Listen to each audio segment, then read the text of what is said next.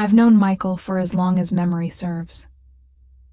We grew up on the same Portland block, sat in the same classrooms year after year, and even found ourselves in the same homerooms, as if fate had quietly planned it. Our parents worked side by side at a construction company, and weekends often meant dinners at each other's homes. I can still see us in those classrooms, sneaking notes across desks and swapping sandwiches when the cafeteria served something inedible. He teased me endlessly about my short haircut, calling me boyish, while I rolled my eyes and fired back with equal sharpness. What neither of us realized back then was that beneath the bickering, something deeper was taking root, something stronger than childhood friendship. By high school, people around us began to notice what we hadn't yet admitted. Teachers would smile knowingly and say, "You two look perfect together." My mom would wink at his mother, and they'd laugh like they were in on a secret. But to me, Michael was just Michael, the boy who carried my books when they got heavy, and argued about who solved the math problem first. That changed the night of senior prom. We had been paired for the graduation dance and spent weeks rehearsing the waltz in the gym. At first it was awkward. We didn't know where to put our hands, how close to stand. But slowly it became natural. By the third week, I noticed something new in his eyes when they met mine. A spark. One night, walking home under the old oak tree, he tugged nervously at my dress hem and blurted, "Eva, I think I love you." My heart raced, my face flushed, and I stammered back, "I think I love you too." It was clumsy and imperfect, yet unforgettable. From then on, everything changed. That summer before college, we were inseparable, catching sunrises on Mount Tabor, riding buses to the coast, staying up on the porch until dawn talking about dreams. Our families weren't surprised. If anything, they seemed relieved that what they had long suspected had finally blossomed. At Oregon State, distance only strengthened us. Between classes, jobs, and study sessions, we carved out our own world. Weekends meant cheap train rides, hitchhiking with friends, backpacking into places we'd only seen in magazines. One summer, we even made it to New York.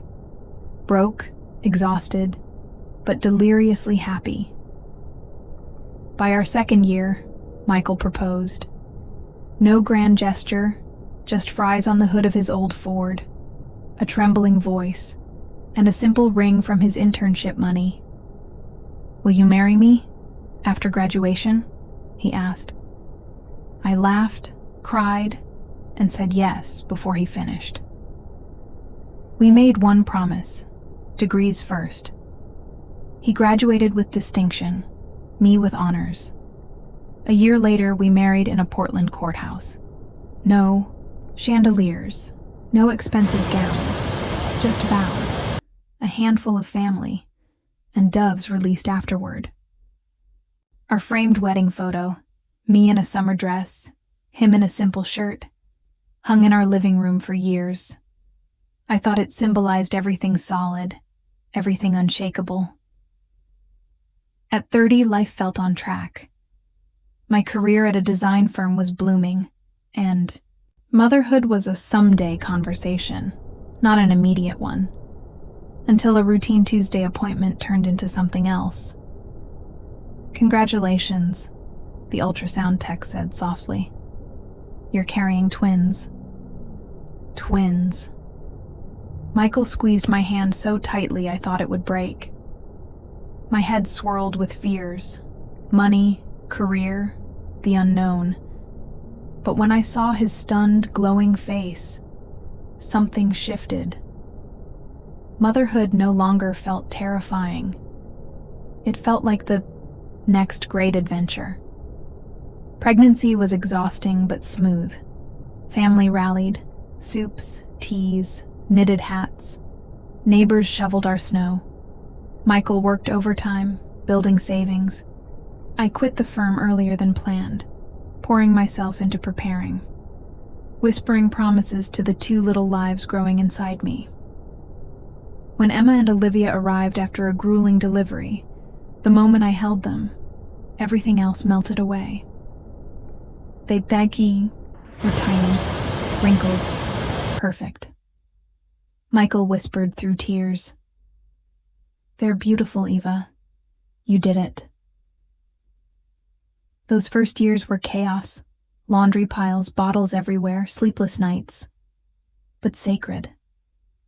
Every smile, every tiny grip of their fingers made it worth it. Michael worked late, sometimes collapsing on the couch, still in work clothes. I told myself it was for us, for them. I gave up career ambitions for lullabies and midnight feedings. And though I barely recognized myself in the mirror, I felt at peace. For once, I wasn't chasing deadlines. I was holding on to something more precious. Our home became a cocoon. Forest Park walks, Columbia River drives, weekends filled with simple joy. Parents babysat, neighbors helped. Love filled the gaps where money didn't. Michael would wrap me in his arms at night and whisper, "We're doing better than okay." And I believed him. But as years passed, unease crept in. Friends posted careers, travels, promotions. I smiled for them, but inside, I felt left behind. Michael reassured me, "You're raising our daughters. That's the most important job." And I knew he was right. Still, I longed for more, for proof I hadn't vanished into motherhood. By the time the girls turned 3, Michael suggested preschool. I resisted. "They're too young," I snapped. He sighed. "It's about us too, Eva. You deserve time for yourself. I need room to breathe." That stung. I had sacrificed everything, and now he wanted space. Soon after, his schedule changed. Late nights, vague excuses, phone calls taken outside. A neighbor mentioned seeing him looking nervous at midnight. My mother whispered suspicions of another woman. Doubt rooted deep. When confronted, Michael only said, "Trust me. 1 year. That's all I ask." Reluctantly, I agreed. By December, I convinced myself it was only work. To save us, I planned a secret trip to Egypt. A dream, a fresh start. On New Year's Eve, surrounded by family, I gave him the tickets. His face hardened. "Eva, I can't leave. Not now." I pleaded, "Just 1 week for us." But he pushed the tickets back. The room fell silent. My heart cracked. When he stormed out, slamming the door, I knew something vital had broken. Days later, I left with the girls, staying at my parents'. Michael showed up eventually, apologizing, begging, but offering no truths. Against my better judgment, I went home. But warmth was gone. Silence lingered where love once was. I returned part-time to my old firm. Work revived me, reminded me I was still Eva. Yet at home, Michael felt like a stranger. Distance widened. Then Laura, my closest college friend, reappeared. Dinner at her place introduced us to her husband, Chris. Charismatic, successful, commanding. Michael sat stiff, withdrawn. Later he muttered, "I don't like him. He's arrogant." But I couldn't ignore the contrast. The sharp difference between them gnawed at me, even if I hated myself for noticing. One winter, I took the girls to my family cabin. But when we arrived, smoke rose from the chimney. Inside stood Michael. And a little boy, no older than 4. He clung to Michael's leg and called him Daddy. My world spun. Michael stammered, begged me not to do this in front of the kids. Then came the truth I never expected.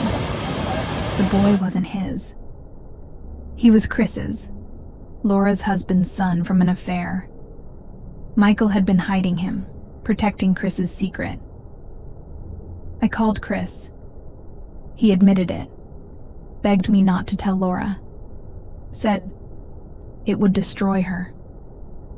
But the betrayal was too vast, too cruel. Laura deserved the truth. When she arrived, radiant and unsuspecting, I told her. Her world shattered in an instant. Her sobs filled the cabin. "It's over. My marriage is over," she whispered, broken. Watching her drive away, I felt both relief and guilt.